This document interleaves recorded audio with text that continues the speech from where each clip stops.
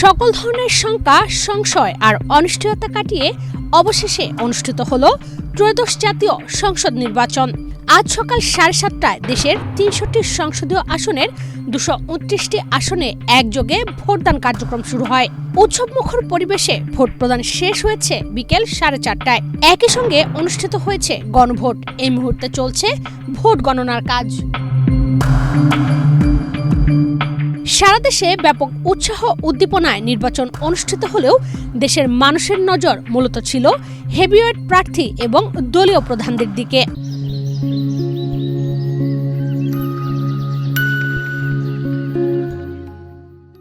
এদিন সকাল 9:30টায় ঢাকার 17 আসনের গুলশান মডেল স্কুল অ্যান্ড কলেজে ভোট দিয়েছেন বিএনপি চেয়ারপারসন তারেক রহমান, তার স্ত্রী ডাক্তার জুবাইদা রহমান এবং কন্যা ব্যারিস্টার জাইমা রহমান। একই সঙ্গে এদিন সকালে এই কেন্দ্রে ভোট দিয়েছেন অন্তর্বর্তীকালীন সরকারের প্রধান উপদেষ্টা প্রফেসর মোহাম্মদ ইউনুস। অন্যদিকে ঢাকা 15 আসনের প্রার্থী জামায়াতে আমির ডক্টর শফিকুর রহমান ভোট দিয়েছেন মণিপুর উচ্চ বিদ্যালয়ে। সকাল থেকে ঢাকার কেন্দ্রগুলোতে ছিল ভোটারদের সরব উপস্থিতি। লাইনে দাঁড়িয়ে উৎসবমুখর পরিবেশে ভোট দিয়েছেন ভোটাররা। বয়স্ক থেকে শুরু করে এবার প্রথম ভোট দিয়েছেন, অর্থাৎ সব বয়সী ভোটারের উপস্থিতি ছিল চোখে পড়ার মতো। অনেক কেন্দ্রে দেখা গেছে শারীরিক প্রতিবন্ধী এবং অসুস্থ ব্যক্তিরাও ক্রাচে ভর করে ভোট দিতে এসেছেন। অনেকেই বলছেন এবার প্রথমবারের মতো এত উৎসবমুখর পরিবেশে ভোট দিয়েছেন তারা। ভোটাররা ভোট দিয়ে উচ্ছ্বাস প্রকাশ করলেও রাজধানীতে বেশ কয়েকটি কেন্দ্রে বিচ্ছিন্ন কিছু ঘটনা ঘটেছে।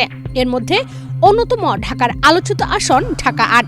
বিএনপির স্থায়ী কমিটির সদস্য মির্জা আব্বাস ও 11 দলীয় জোটের প্রার্থী নাসিরউদ্দিন পাটোয়ারির মধ্যে তফসিল ঘোষণার পর থেকে বেশ উত্তেজনাকর পরিস্থিতি ছিল।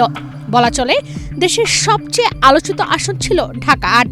ভোটের দিনও এই আসনের চিত্র ছিল একই রকম। মির্জা আব্বাসের বিরুদ্ধে নাসিরউদ্দিনকে আক্রমণের অভিযোগ তোলা হয়েছে 11 দলীয় জোটের পক্ষ থেকে। এছাড়া এদিন দুপুরের পর নির্বাচন কমিশনে জামায়াতের একটি প্রতিনিধি দল ঢাকা, কুমিল্লা, টাঙ্গাইল সহ বেশ কয়েকটি আসন নিয়ে অভিযোগ জানিয়েছেন। অন্যদিকে ঢাকা 9 আসনের স্বতন্ত্র প্রার্থী তাসলিম জারা অভিযোগ করেছেন তার পোলিং এজেন্টদের বিভিন্ন কেন্দ্রে প্রবেশে বাধা দেওয়া হয়েছে। শুধু যে অভিযোগ অনুযোগ তা কিন্তু নয়, কিছু আসনে দেখা গেছে প্রতিদ্বন্দ্বীদের মধ্যে সৌহার্দ্যপূর্ণ সম্পর্ক।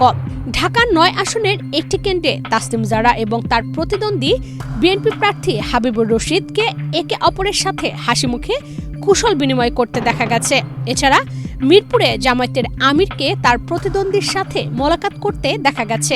এমনকি একটি ভিডিওতে জামায়াত আমিরকে বলতে শোনা গেছে, আমরা দুজন ভাই। অন্যদিকে সারাদিনব্যাপী আইনশৃঙ্খলা বাহিনীকে দায়িত্বের সাথে ভূমিকা পালন করতে দেখা গেছে। যেখানেই কোনো অপ্রীতিকর ঘটনার সূত্রপাত হওয়ার উপক্রম হয়েছে সেখানেই অ্যাকশনে গেছেন সেনাবাহিনী সহ আইনশৃঙ্খলা বাহিনী।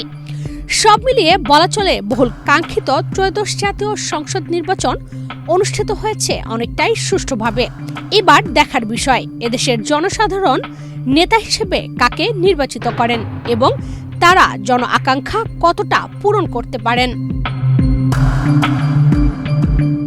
ইশরাত চৈতি, বাংলাদেশ প্রতিদিন।